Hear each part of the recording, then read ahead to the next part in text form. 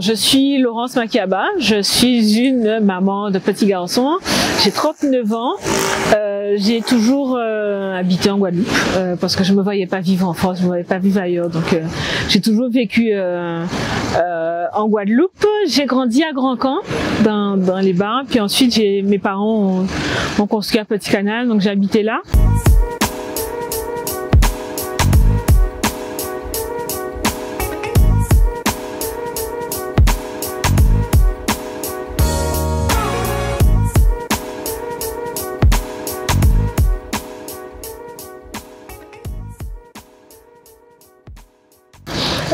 J'ai créé ma première entreprise quand j'étais en licence, quand j'étais étudiante. Et j'ai créé pour faire tout ce qui était foire, salon, événementiel d'entreprise, corporate. Et j'ai pas du tout fait ça. J'ai quasiment jamais fait ça, même si j'ai fait quelques fois. Et je suis tombée tout de suite dans le culturel. Et donc mes premiers contrats, ça a été des contrats de promotion de groupes de carnaval dans les hôtels, donc de trouver des cachets, de trouver des choses comme ça. J'ai travaillé aussi aux premières soirées slam avec quelqu'un qui s'appelait Josué Légué, qui revenait de Porto Rico, qui habitait Porto Rico, qui revenait en Guadeloupe et qui adorait les soirées slam là-bas et qui a voulu qu'on fasse ça en Guadeloupe. Et donc c'est parti de là en fait, c'est-à-dire que très tôt, mais j'étais happée dans ce monde-là, dans ce monde culturel. Donc j'ai avec d'autres organisé le premier tournoi de slam en Guadeloupe. On a fait des premières scènes slam. On a eu l'occasion au Centre des Arts, donc les premiers gros spectacles que j'ai fait, c'est des spectacles de slam au Centre des Arts avec des artistes, grâce à Claude Cuavuet, où on a fait des premiers festivals où déjà j'alliais avec des artistes slameurs tout ce qui était art plastique et aussi art démo. On a fait des ateliers d'écriture avec des enfants, on a fait beaucoup de choses pendant cette période-là avec un certain nombre de personnes, et je pense que cette période-là en tout cas a permis une certaine émulation. Et beaucoup de ceux qui ont participé au Scène Slam sont encore dans le monde culturel, même à d'autres niveaux. Je pense à Timalo qui écrit encore des textes, je pense à Eman, je pense à plein d'autres, à un autre jeune, Mstache Harris qui est sur d'autres choses, mais enfin voilà, je pense que cette émulation-là, quand on s'est rencontrés, de créer des choses comme ça, ça a permis de créer comme ça un petit mouvement qui perdure, même si les soirées slam en tant que telles ont arrêté en Guadeloupe. Qu'est-ce que j'ai fait encore? J'ai ensuite ouvert un bar, donc j'ai eu un bar pendant une année dans lequel c'était pensé comme une espèce de laboratoire aussi, où les gens se rencontraient, où c'était un peu un petit bar lounge à l'époque à Morne-à-l'eau. Donc c'était déjà un pari hors de la zone Riviera du Levant de créer un espace comme celui-là. Et en 2009, je suis partie pendant 4 ans à Paris. J'ai travaillé à la mise en place d'une chaîne de télé qui s'appelait Biblac. Le projet de départ de Biblac, c'était de vraiment créer une chaîne autour des cultures noires, pas juste une chaîne guadeloupéenne ou antillaise à Paris, mais vraiment montrer qu'il y avait un monde noir quelque part et que nos cultures ne s'adressaient pas uniquement aux gens avec la mélanine.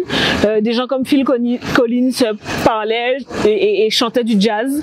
Donc c'était pas vraiment une question de couleur de peau, mais vraiment une question de culture qui prenait naissance en Afrique, qui prenait naissance autour d'une histoire et qui se développait de par le monde. Donc voilà, donc cette chaîne existe encore. Je suis restée pendant un an et demi dedans.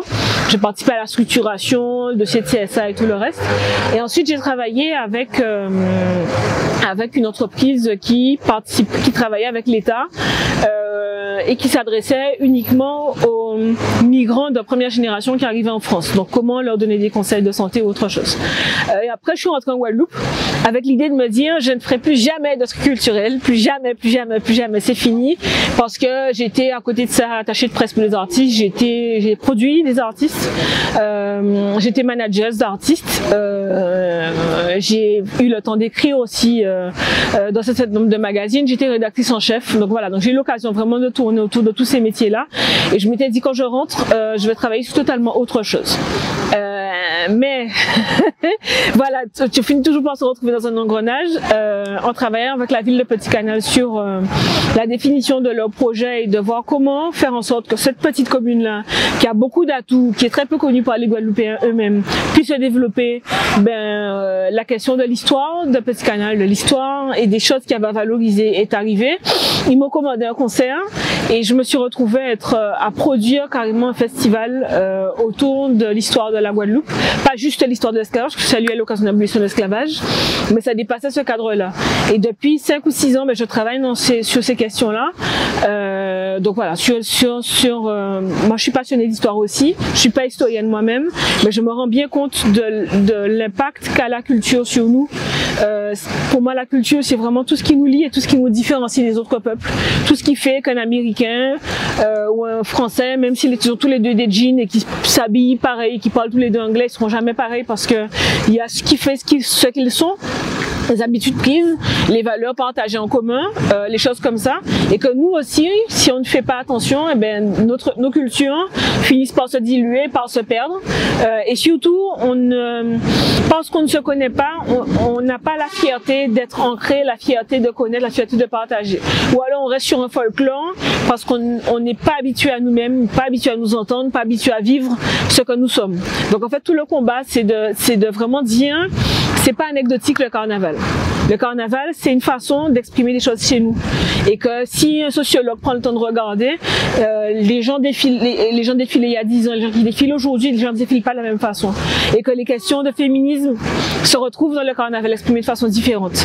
Là où il y a 10 ans, les hommes étaient les seuls à faire de la musique. Aujourd'hui, les femmes en font aussi. Là où il y a 10 ans, j'ai souvenir d'une expérience où on avait fait des touristes participer à un groupe de carnaval. Ça s'était très mal passé. Les touristes avaient mal vécu la chose. Les carnavaliers aussi, avec l'impression qu'on dévoyait leur carnaval. Aujourd'hui, on voit dans Masse Matin des gens qui sont touristes, qui sont pas ancrés du tout dans le pays et qui viennent participer à la chose et qui sont bien accueillis dans le Masse Matin.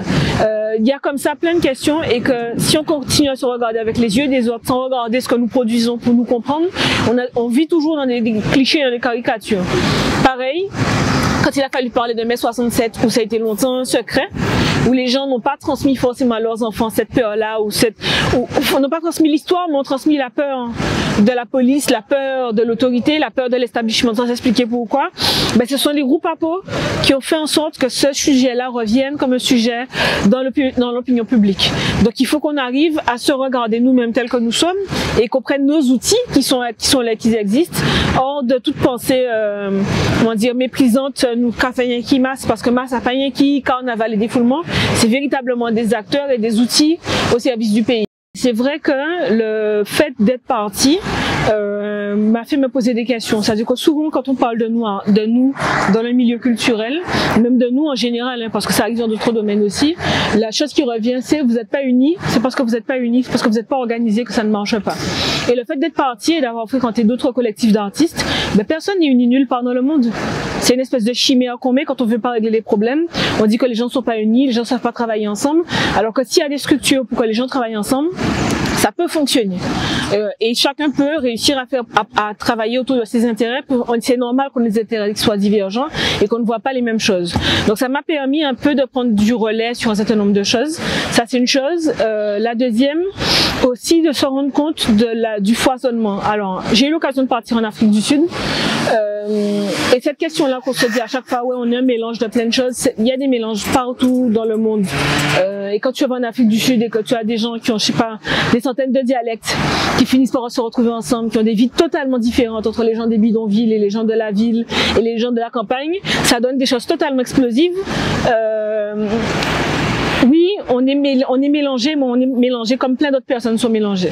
Par contre, il y a une chose qui est véritable, c'est qu'on se rend compte à quel point des tout petits territoires comme les nôtres, comme Guadeloupe et Martinique, comme la Caraïbe en général, comment on impacte le reste du monde.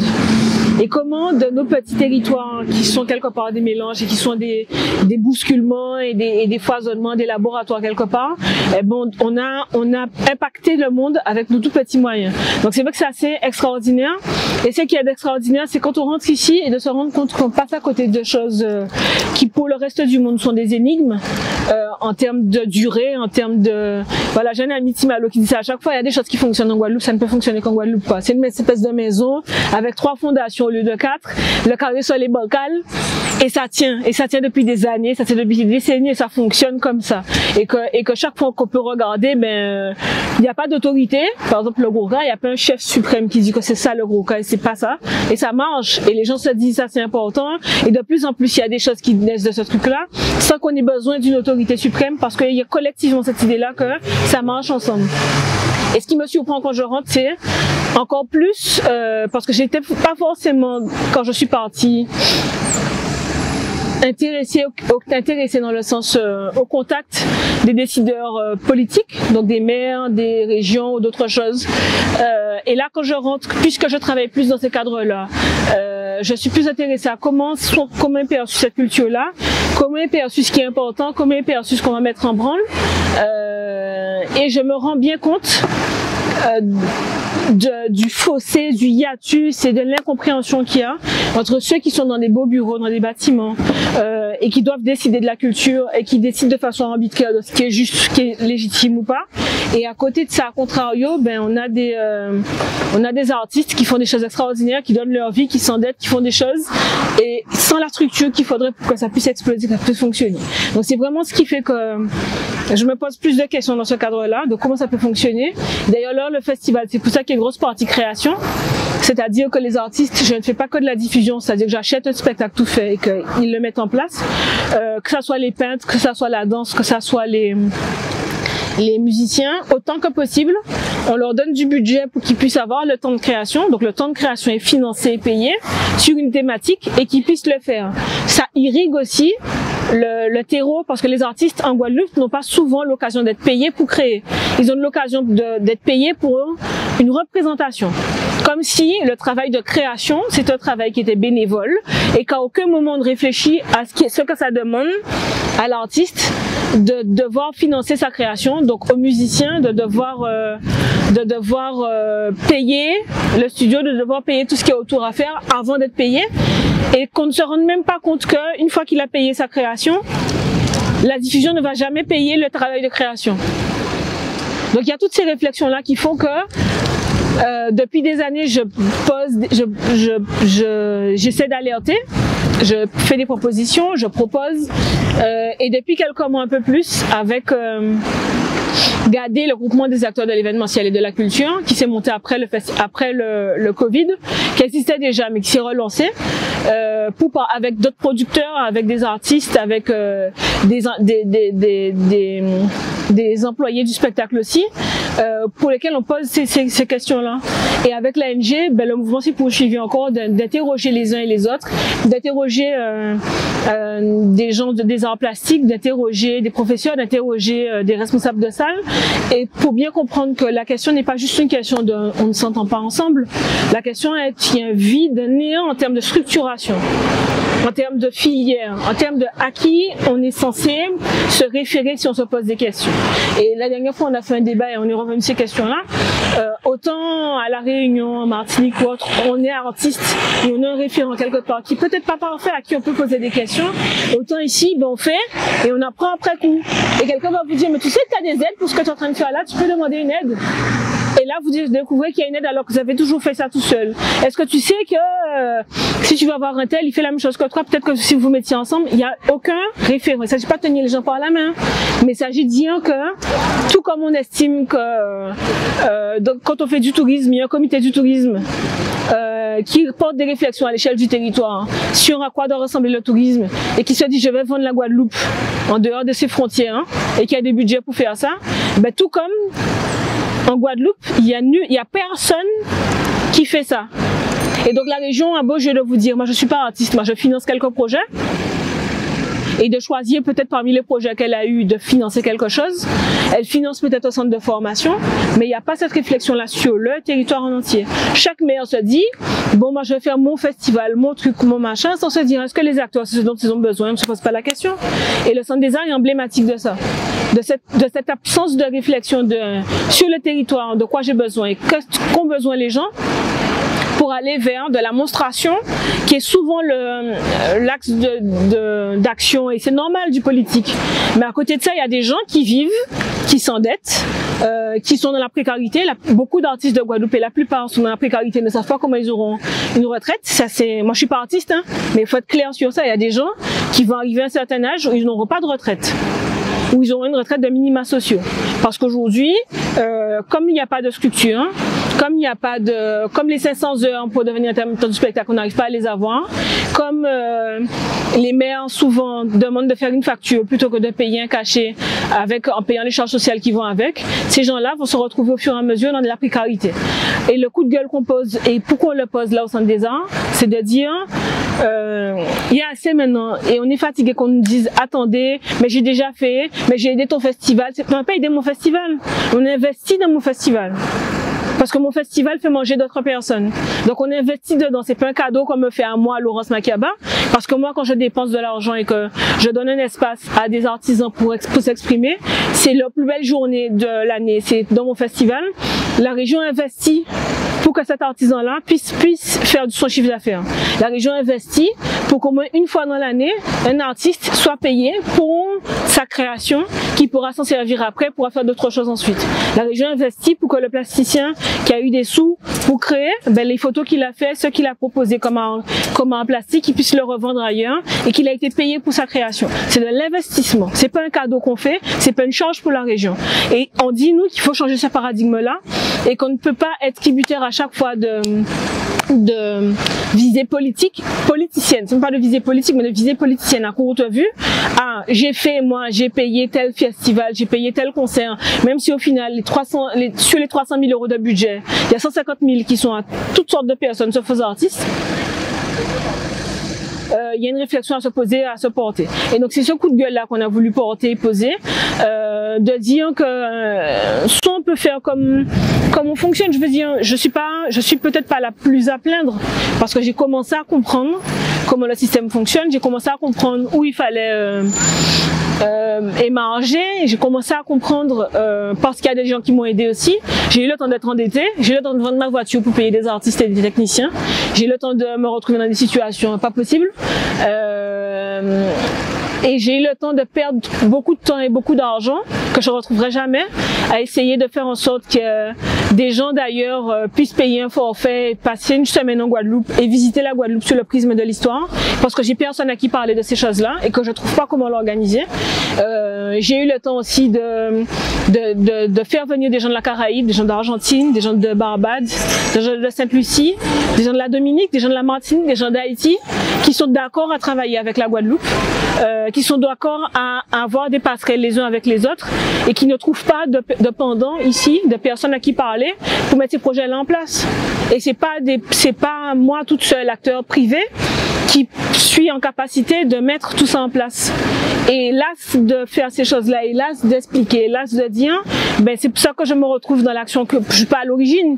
Ce sont vraiment les artistes qui ont dit bon, c'est possible, et là on dit ça nous appartient, on fait autre chose.